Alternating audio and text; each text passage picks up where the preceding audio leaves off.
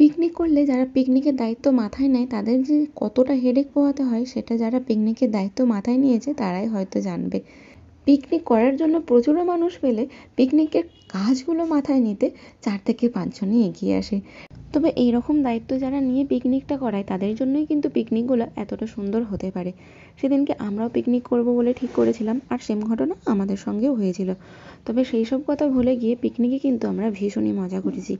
এর একটা বড় ব্লগ আমি অলরেডি আমার চ্যানেলে পোস্ট করে রেখেছি, চাইলে কিন্তু তোমরা গিয়ে দেখে আসতে পারো। আমি এই ভিডিওতে আমার নামের নিচে ওই ভিডিওর লিঙ্কটা দিয়ে দেবো। অনেক দিন থেকে পিকনিক করব বলে ঠিক করে রেখেছিলাম, তবে লাস্টলি আমরা 3 জানুয়ারি পিকনিকটা করতে পারি। আর পিকনিকে এবার আমাদের মেনু ছিল চিলি চিকেন আর মিক্সড রাইস। এর আগে অবশ্য আমরা পিকনিক করেছি, সেগুলো আমাদের বাড়িতে কখনো চাউমিন হয়েছে, কখনো বিরিয়ানি হয়েছে, ছোট বড় অনেক কিছুই পিকনিক করা হয়েছে। তবে এবার আমরা অনেকজন মিলে প্রায় 8 জন মিলে এসেছিলাম বাইরে পিকনিক করতে। এই তো এদিকে চিলি পনির তৈরি করা হচ্ছে। একজন চিকেন খায় না, এই ব্যক্তি চিকেন খায় না, আমার হেল্পিং হ্যান্ড পুতনা রাক্ষসী।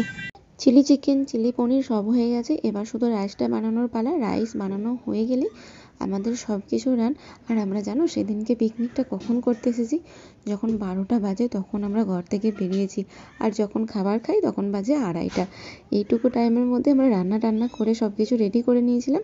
আর এদিকে দেখো মিক্সড রাইসটা কিন্তু একদম ডান হয়ে গেছে। তো চলো এবার যখন হয়েই গেছে তখন আর দেরি করে কি করব, অনেক তো বেলা গড়িয়ে গেল, তাহলে খাওয়া দাওয়াটা শুরু করা যাক। পরিবেশন করতে করতে একটা ছোট্ট কথা বলি। এই সময় না আমাদের গ্রামে মেলা হচ্ছিল। 1 জানুয়ারি থেকে 5 জানুয়ারি পর্যন্ত মেলা হয়, 5 দিনের মেলা। ওই মেলাতে গিয়েও না আমি ব্লগ বানিয়েছি, আমার চ্যানেলে অলরেডি পোস্ট করা আছে। তোমরা চাইলে গিয়ে কিন্তু দেখে আসতে পারো।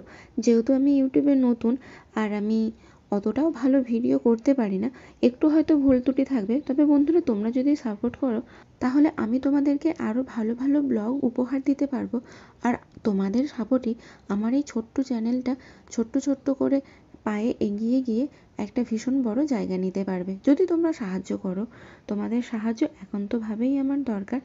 যদি তোমাদের মনে হয় তো তোমরা একটু সাপোর্ট করো, কারণ তোমাদের সাপোর্ট আর ভালোবাসায় ভবিষ্যতে ভালো ব্লগার হলেও হতে পারি। তাই তোমাদের সাপোর্টটা একান্তভাবে কামনা করি।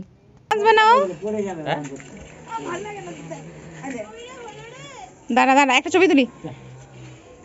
মাম কেমন করে তাকাইছে দেখ। ডুনাই টাকা পিকনিক শেষ। আজকের মতো ভিডিওটা এখানেই শেষ করলাম। দেখা হবে পরবর্তী কোনো ভিডিও। ততক্ষণ ভালো থেকো, সুস্থ থেকো, টাটা।